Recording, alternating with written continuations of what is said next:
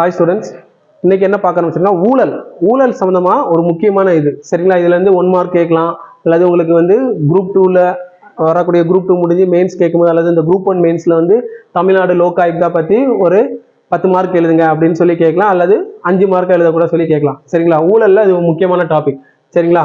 தமிழ்நாடு லோக் ஆயுக்தா சரிங்களா. இது எப்போ ஃபர்ஸ்ட் முக்கியமா பாத்தீங்கன்னா, இந்த லோக்பாலுங்கிறத வந்து முதல்ல கொண்டு வராங்க சரிங்களா. இந்த லோக்பால் மற்றும் லோக் ஆயுக்தா சட்டம் 2013 சரிங்களா. இது முக்கியமா கேட்பாங்க. லோக்பால் மற்றும் லோக் ஆயுக்தா சட்டம் எப்பன்னு கேட்டீங்கன்னா 2013. இதோட பிரிவு 63 படி நம்ம தமிழ்நாடு லோக் ஆயுக்தா அப்படின்னு சொல்லி உருவாக்கிக்கிறோம் சரிங்களா. இப்ப லோக்பால்னு என்னன்னு பாத்தீங்கன்னா, மத்திய அளவுல பிரதமர்கள், அமைச்சர்கள், முக்கியமான அதிகாரிகள் வந்து ஊழல் செய்யறத விசாரிக்கிற அமைப்பு. அதே மாநில அளவுல அரசு ஊழியர்கள், அமைச்சர்கள், முதலமைச்சர்கள் அவங்க செய்யற ஊழலை விசாரிக்கிற பேர் தான் வந்து என்னன்னா லோக் ஆயுக்தா. இப்ப மத்தியில லோக்பால், மாநிலத்துல லோக் ஆயுக்தா. இந்த லோக் ஆயுக்தா சட்டம் படி தமிழ்நாடு லோக் ஆயுக்தா எப்ப இது பண்ணியிருக்காங்கன்னு பாத்தீங்கன்னா 2013 இந்த சட்டத்தின்படி தமிழ்நாடு லோக் ஆயுக்தா உருவாக்கி இருக்காங்க, பிரிவு 63 படி சரிங்களா. அப்போ தமிழ்நாடு லோக் ஆயுக்தா சட்டம் அப்படின்னு சொல்லி கேட்கலாம். அப்போ தமிழ்நாடு லோக் ஆயுக்தா சட்டம்னு கேட்டீங்கன்னா 2018.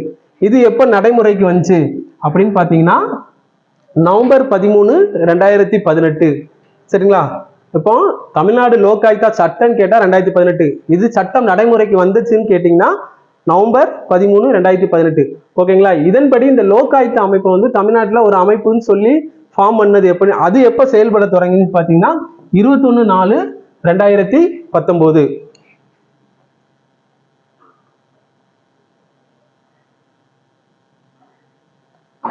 ஓகே, அடுத்து தமிழ்நாடு லோக் ஆயுக்தா அது என்னன்னு பாத்தீங்கன்னா நீதிமுறை சார்புடைய அமைப்பு. அதாவது என்னன்னு சொல்லுவாங்கன்னா குவாசி ஜுடிஷியல் சரிங்களா.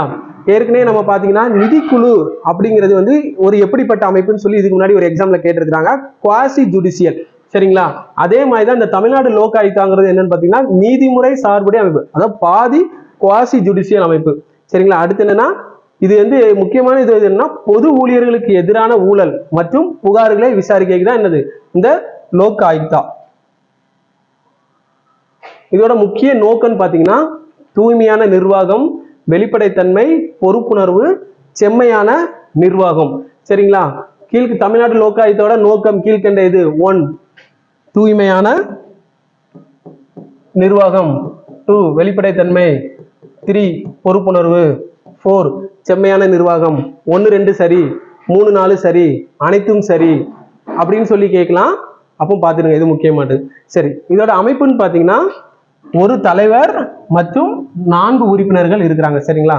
இப்பொழுதுக்கு தற்போதையில வந்து தமிழ்நாடு லோக் ஆயுக்தா அதோட தலைவர் யாருமே இல்ல, பொறுப்பு தலைவர் தான் இருக்கிறாங்க.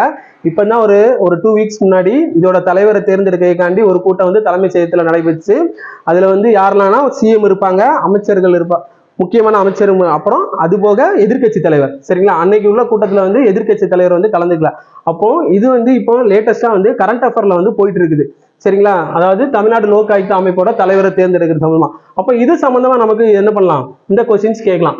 அதுல கேட்கறதுக்கு என்ன இருக்குது, அதான் இது தமிழ்நாடு லோக் ஆயுக்தா எந்த சட்டத்தின்படி அமைக்கப்பட்டதுன்னு பாத்தீங்கன்னா லோக்பால் லோக் ஆயுக்தா சட்டம் 2013 படி சரிங்களா. அதுபடி நம்ம சட்டம் எப்பன்னு கேட்டீங்கன்னா 2018 எப்ப நடைமுறைக்கு வந்து சரிங்களா. அப்புறம் இந்த லோக்பால்ங்கிற சொல்ல உருவாக்கியவர் யார் என்பது இது ரொம்ப முக்கியமானது.